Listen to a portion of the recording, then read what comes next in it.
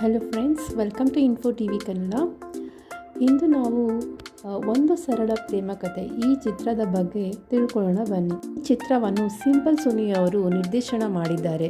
Simple Suni ಅಂದರೆ simple ಆಗಿ ಒಂದು ಲವ್ ಸ್ಟೋರಿ ಚಿತ್ರದ ಮೂಲಕ ಭರ್ಜರಿ ಯಶಸ್ವಿ ಕಂಡಂಥ ನಿರ್ದೇಶಕ ಇವರು. ನಂತರ ಬಹುಪರಾಕ್ ಮತ್ತು ಬಜಾರ್ ಚಿತ್ರಗಳ ಮೂಲಕ ತಮ್ಮ ಒಂದು ಸಾಮರ್ಥ್ಯವನ್ನು ಸಾಬೀತುಪಡಿಸಿದರು. ಈಗ ಒಂದು ಸರಳ ಪ್ರೇಮ ಕಥೆ ಈ ಸಿನಿಮಾನ ನಿರ್ದೇಶನ ಮಾಡಿದ್ದಾರೆ. ಈ ಚಿತ್ರದಲ್ಲಿ ನಾಯಕನಾಗಿ ವಿನಯ್ ರಾಜ್ಕುಮಾರ್ ಅವರು ಅಭಿನಯ ಮಾಡಿದ್ದಾರೆ ಮತ್ತು ಮುಖ್ಯ ನಾಯಕಿಯಾಗಿ ಮಲ್ಲಿಕಾ ಸಿಂಗ್ ಅವರು ಅಭಿನಯ ಮಾಡಿದ್ದಾರೆ. ಅವರು ರಾಧಾಕೃಷ್ಣದಲ್ಲಿ ಬಹಳ ಯಶಸ್ಸು ಕಂಡಂಥ ನಟಿ ಇವರು. ಎರಡನೆಯ ನಾಯಕಿಯಾಗಿ ಸ್ವಾತಿಷ್ಠಾ ಅವರು ಅಭಿನಯ ಮಾಡಿದ್ದಾರೆ. ಈ ಚಿತ್ರದಲ್ಲಿ ಸಾಧು ಕೋಕಿಲ, ಅರುಣ್ ಬಾಲರಾಜ್ ಮತ್ತು ರಾಘವೇಂದ್ರ ರಾಜ್ಕುಮಾರ್ ಸಹ ಇದ್ದಾರೆ. ಚಿತ್ರದ ಛಾಯಾಗ್ರಹಣವನ್ನು ಕಾರ್ತಿಕ್ ಅವರು ನಿರ್ವಹಿಸಿದ್ದಾರೆ.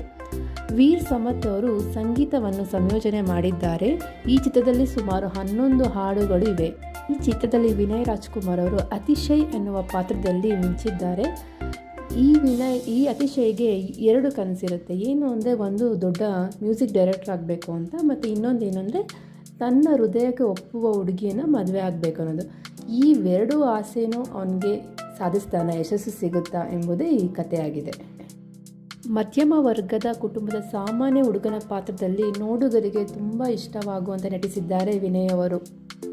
ಈ ಚಿತ್ರದ ನಾಯಕಿಯಾದ ಮಲ್ಲಿಕಾ ಸಿಂಗ್ ತೆರೆ ಮೇಲೆ ಇದ್ದಷ್ಟು ನಟನೆ ಮತ್ತು ತಮ್ಮ ಚೆಲುವಿನ ಮೂಲಕ ಮೋಡಿ ಮಾಡ್ತಾರೆ.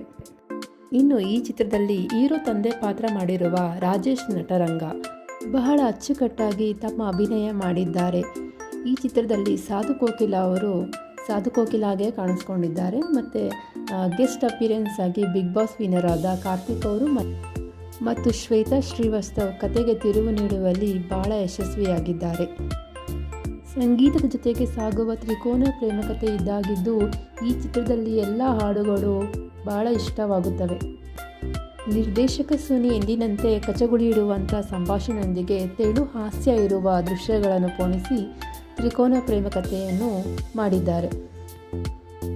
ಒಟ್ಟಾರೆಯಾಗಿ ಹೇಳುವುದಾದರೆ ಈ ಸಿನಿಮಾ ಫ್ಯಾಮಿಲಿ ಓರಿಯೆಂಟೆಡ್ ಆಗಿದ್ದು ಎಲ್ಲರೂ ಥಿಯೇಟರ್ಗೆ ಹೋಗಿ ಈ ಚಿತ್ರವನ್ನು ನೋಡಿ ಕನ್ನಡ ಚಿತ್ರರಂಗವನ್ನು ಸಪೋರ್ಟ್ ಮಾಡಿ ಮತ್ತು ಬೆಳೆಸಿ.